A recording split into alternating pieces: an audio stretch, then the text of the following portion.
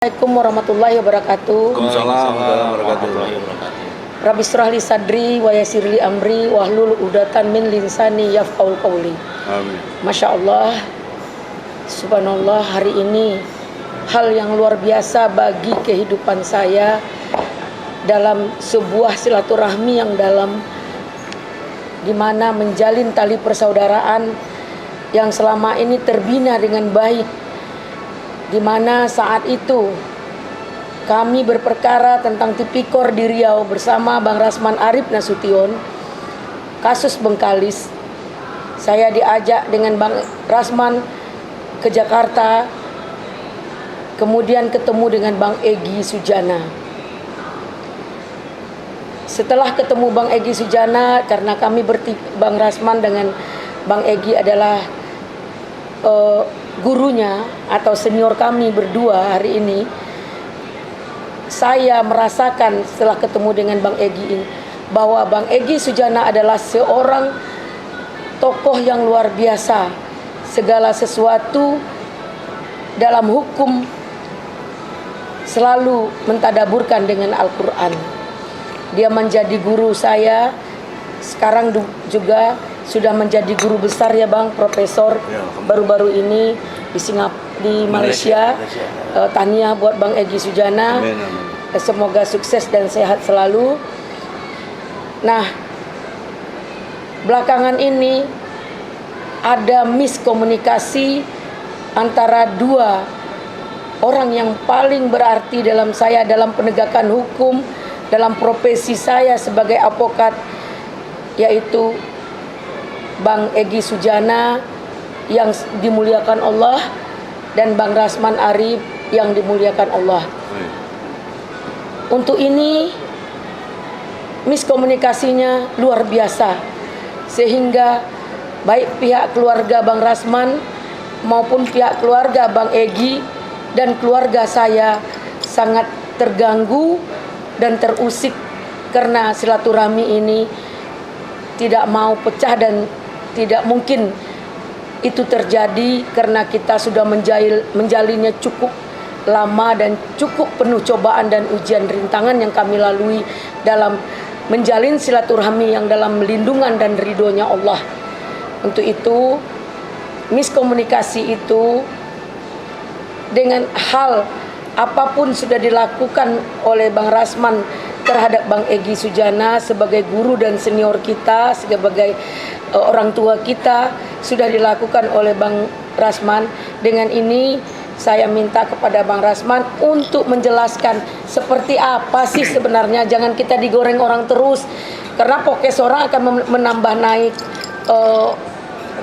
rating dan menambah income bagi mereka, sementara kita malahan dirugikan secara material immaterial, bahkan terganggu oleh keluarga kita oleh podcast mereka yang luar biasa dasarnya untuk fitnah yang keji. Mungkin itu ya Bang Rasman, tolong ini Bang. Baik. Assalamualaikum warahmatullahi wabarakatuh. Waalaikumsalam. Maaf, suara saya agak serak nih Bang. Ya. Yang saya hormati guru saya, abang saya, Dr. Haji Egy Sujana, SHMSI, sahabat saya, Ibu Haja Elidaneti SHMA, dan beberapa tim kreator dari Bang Egy, Bu Elidaneti, dan juga tim kreator saya dari Ranlofok. Sebagaimana saya katakan bahwa saya dengan Bang Egy tidak mungkin bisa dipecah orang. Amin. Karena saya sudah proklamirkan, dan setahu saya banyak pengacara-pengacara yang sudah sukses Bang, dia jangankan mengaku kepada gurunya, tapi mengaku di kampung halamannya pun dia susah. Itu banyak itu Bang. Tapi saya ini kan, Bang Egy ini dari dulu saya selalu tahu bahwa beliau ini adalah orang yang sangat tawadhu, orang yang sangat dekat dengan Tuhan, ibadahnya sangat terjaga. Masya Allah. Yang itu yang saya kagum kepada beliau. Meskipun mungkin pemahaman agamanya saya lebih dalam, tetapi saya kalah dari bagaimana Bang Egy ini menerapkan hukum Islam itu. Nah, jadi kalau dalam ajaran agama, di situ kalau kita misalnya mengetahui sesuatu yang baik sesuai ajaran agama, tapi kita tidak melakukannya, itu sama dengan pokok kayu yang tidak berbuah. Itu dalam konteks syair Arab disebut begitu itu, al-ilmu bila amalin kasyajari bila samarin. Ilmu yang diketahui tapi tidak diamalkan sama dengan pokok kayu yang tidak berbuah. Dengan Bang Egy ini dia belajar mengetahui dan mengamalkan. Saya banyak mengetahui, kurang mengamalkan. Itulah barangkali kekurangan saya. Tapi setidak-tidaknya saya sebagai adik Bang Egy, sahabat dari Bu Edi Daneti, saya berupaya setiap 3 tahun sekali, Bang. Kalau ada rezeki, ada kesehatan, ada waktu, saya akan berupaya berangkat ke Tanah Suci. Dari 8 anak saya, 6 sudah berangkat ke Tanah Suci, Bang. Tinggal 2 lagi yang menurut saya. Karena saya, jujur saja belum berangkat saya ke Eropa, Bang. Karena menurut saya lebih nyaman saya membawa anak saya, istri-istri saya ke Tanah Suci untuk mendidik mereka. Jadi Bang Egy, jangan pernah ragukan saya. Wallahi, saya akan tetap setia dan saya tidak akan pernah mengkhianati Abang. Nah, karena itu berdasarkan penjelasan Bu Edi Daneti, semua orang banyak yang mengultimatum saya. Saudara harus buat ini, minta maaf ini, kalau tidak saya lapor. Saya nggak takut sama mereka. Tapi begitu Bang Egy bilang, selesai acara dengan Uya-Kuya, kemudian diwawancara secara doorstop oleh TV, Bang Egy bilang, kalau Rasman 3 kali 24 jam atau 3 hari dari sini tidak menganggap saya sebagai abangnya, maka saya tidak anggap dia sebagai adik saya.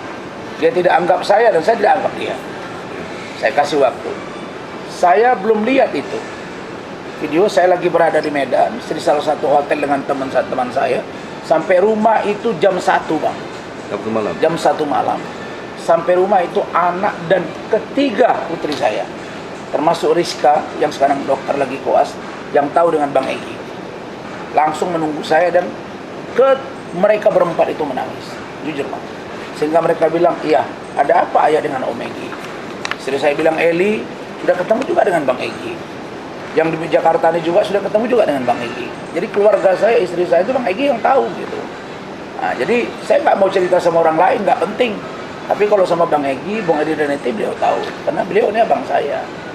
Jadi pada waktu itu spontan, saya lihat, oh iya, udah saya langsung buat. Jadi itu Bang, dini hari itu Bang, tanggalnya aja yang saya mudahkan gitu. Karena saya dikira nanti stres. Oh ini Rasman stres, jam 2 malam buat podcast gitu. Padahal memang waktu itu, dan saya pulangnya baru dini hari. Nah karena itu saya sengaja menghadirkan anak saya dan 2 lagi putri saya dan istri saya. Kami memohon maaf pada waktu itu, tapi berkat kelihayan dari Bu Edi Daneti ini, dia mengerti bahasa batin Bang Egy, beliau mengerti juga bahasa batin saya. Maka akhirnya kami di sini didudukkan oleh Bu Edi Daneti. Dan tadi semuanya sudah saya jelaskan. Demi Allah, saya tidak bermaksud membohongi Bang Egy. Dan mungkin ada titik lemah saya. Setelah saya info ke Bang Egy tentang kop surat saya misalnya, mungkin beliau lupa, tapi ini kelalaian saya. Begitu saya selesai menjalani proses hukum di Rutan Cipinang 3 bulan, saya menerima klien ini, saya terlupa memberitahu kepada Bang Egy bahwa saya menangani beliau dengan kop surat yang ada perannya, tapi kopnya adalah Bang Egy Sujana, stempelnya Bang Egy. Alhamdulillah hari ini sudah clear, kita saling memaafkan. Sejatinya pun tidak ada musuh saya, Bang. Jujur saya katakan di sini, saya tidak pernah bermasalah dengan Uya-Kuya, Bang. Duduk satu meja makan begini tidak pernah, Bang. Apalagi Dennis. Saya hanya membela Medina Zain. Tahu-tahu saya dikerjai sampai sekarang ini. Bahkan tadi siang masih datang Dennis ke kediaman saya Jalan Montong. Ini adalah menurut saya tindakan yang barbar. Karena itu pada kesempatan ini, demikian pun saya akan uraikan secara resmi, Bang, dalam bentuk surat kepada Abang sebagai sebuah pertanggungjawaban saya bahwa saya bukan mengada-ngada. Insya Allah ke depan saya akan lebih sering bersilaturahim dengan Bu Ida, dengan Bang Egy dan kakak di rumah. Karena sejatinya batin kami tidak pernah berbeda. Saya tahu Bang Egy membantu saya, dan Bang Egy juga tahu bagaimana saya berupaya untuk berbuat yang terbaik buat Bang Egy. Dan karena itu saya hanya bilang Kalau guru politik saya itu ada beberapa orang. Dan guru saya kita ke SMP SMA ada.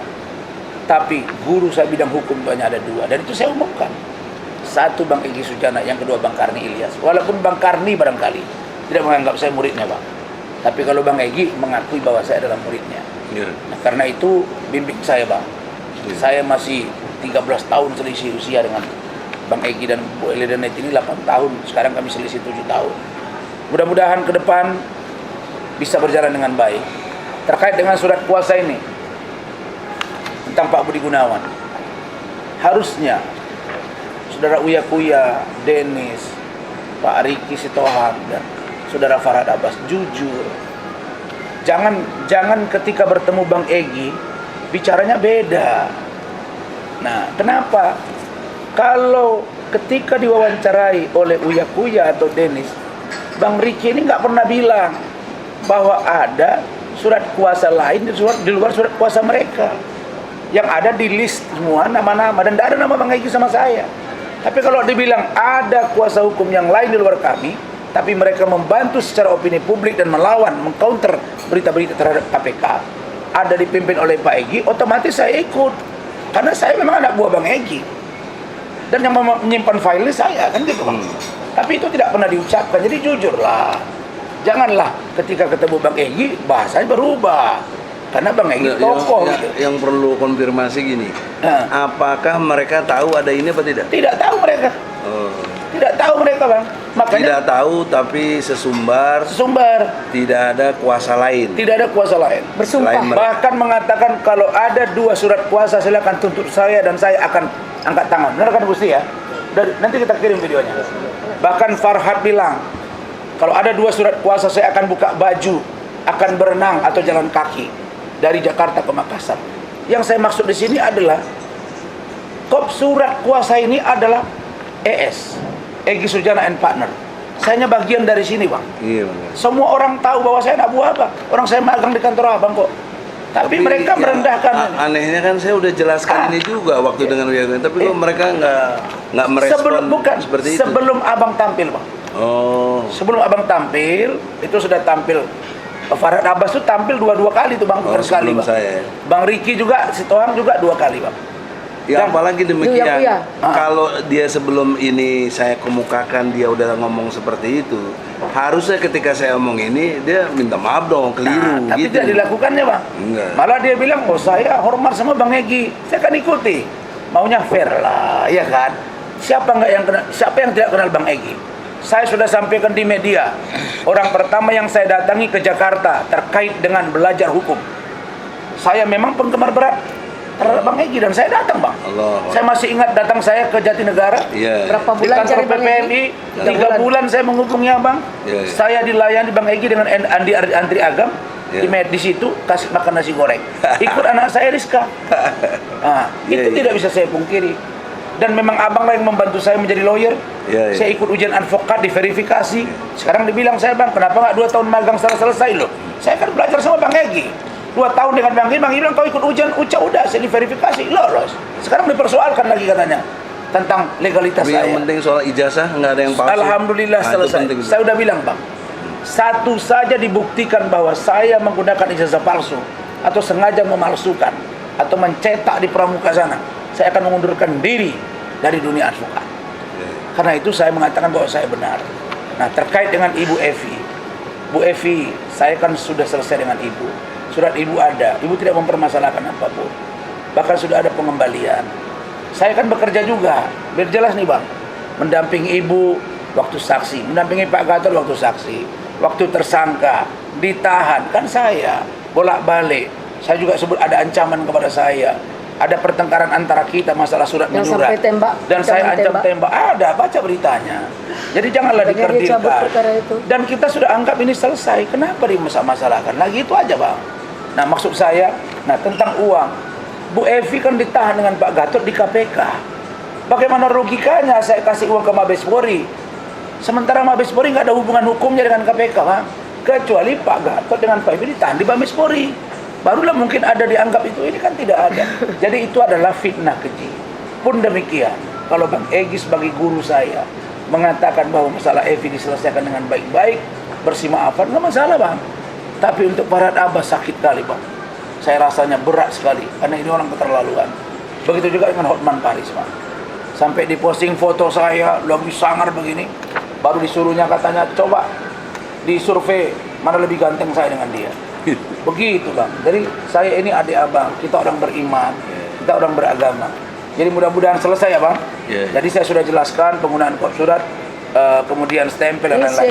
Saya mohon maaf nih bang, lahir batin bang. Bang maafkan bang ya. Allah Akbar. Peluklah. Amin bang. Insyaallah. Berdirilah. Allah.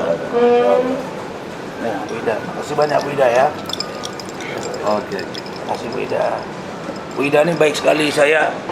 Ya, silakan saya sekarang kembalikan Bu Ida. dari saya, memang waktu pertemuan dengan podcast Buya dengan Farhad, dengan Pak Riki dan lain-lain, saya belum tahu info ini. Iya.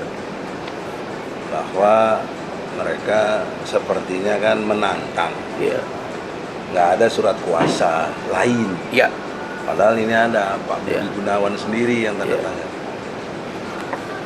Nah, oleh karena itu, studi kiranya kalian semua sahabat saya, Farhad, Pak Riki dan lain-lain, tinggal kesadaran kalian.